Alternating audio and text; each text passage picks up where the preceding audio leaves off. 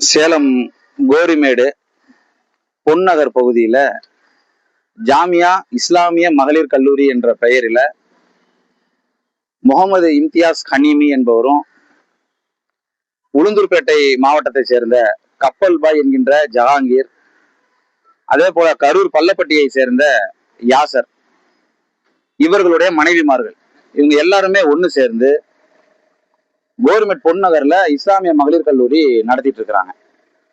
அந்த கல்லூரியில பயின்ற மாணவிகள், அவங்க இடத்துல நாங்க இலவசமா தான் உங்களுக்கு எல்லாம் கல்வியை கொடுத்துட்டு இருக்கிறோம். அதே நேரத்துல நாங்க பிசினஸ் பண்ணிட்டு இருக்கிறோம். எந்த மாதிரியான பிசினஸ் அப்படின்னு சொன்னா, கப்பல் பழைய கப்பல்களை எல்லாம் வாங்கி அதை உடைச்சி அதுல வரக்கூடிய லாபத்தை நாங்க நிறைய பேருக்கு செஞ்சிட்டு இருக்கிறோம். நீங்க இங்க முதலீடு செஞ்சீங்கன்னு சொன்ன எங்களுடைய பிசினஸ்ல 1 லட்ச ரூபாய் முதலீடு செஞ்சீங்கன்னு சொன்னா உங்களுக்கு 90 நாட்கள்ல நாங்க இரட்டிப்பாக கொடுப்போம்னு சொல்லி ஆசை வார்த்தைகளை சொல்லியிருக்கிறாங்க.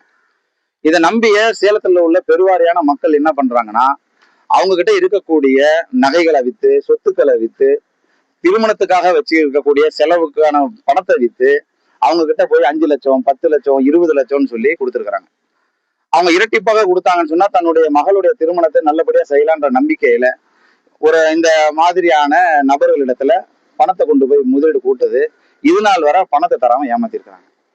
அவங்க கிட்ட போய் பணத்தை திருப்பி கொடுங்கன்னு கேட்டா, இன்னைக்கு தரேன் நாளைக்கு தரேன்னு சொல்லி கடந்த 6 மாதமாக சில பேர் 1 வருஷமெல்லாம் பணம் கொடுத்துட்டு ஏமாந்து நீங்க நின்றுட்டு இருக்கிறாங்க. அவங்க கிட்ட அவங்க தொடர்ச்சியான பொய்களை சொல்லிட்டு அவங்களுடைய மனைவிமார்களை வச்சு நேரத்தை வாங்கி இன்னும் காலத்தை கடத்திட்டு தான் இருக்கிறாங்களே தவிர இதுவரையும் யாருமே 1 ரூபா வாங்கவே இல்லை. ஆனா அந்த அரபிக் கல்லூரியில போய் நாங்க போய் நேரடியா அங்க பார்த்த போது போர்டு இருக்கு, அந்த கல்லூரி இருக்கு, அதுக்கான வாடகை அந்த உரிமையாளர் வாங்கிட்டு இருக்கிறார். அவங்க எங்க இருக்கிறாங்க நீங்க கொஞ்சம் சொல்லுங்க, பாதிக்கப்பட்டவங்க நாங்கெல்லாம் வந்திருக்கிறோம், உதவி பண்ணுங்கன்னும் போது அவங்க அதை சொல்ல மறுக்கிறாங்க. ஆனா வாடகை மட்டும் மாசம் ஆனா சரியா அவங்க வாடகை வாங்கிட்டு இருக்கிறாங்க. இன்னைக்கு வரைக்கும் அந்த கல்லூரி நடந்துட்டு இருக்குன்ற பேர்ல இன்னும் மோசடி அவங்க செஞ்சுட்டு தான் இருக்கிறாங்க. இதுக்கு உரிய நடவடிக்கை எடுக்கிறதுக்காக இன்னைக்கு நாங்க கமிஷனர் பார்த்தோம். கிட்டத்தட்ட 2,85,00,000 ரூபாய் 3 கோடி ரூபாய் ஏமாத்தி இருக்கிறாங்க. இங்க மட்டும் இன்னும் எத்தனை கோடி எங்கெங்கெல்லாம் ஏமாத்தி இருக்காங்கன்றது தெரியாது. இது மக்களுக்கு தெரியணும். இது போல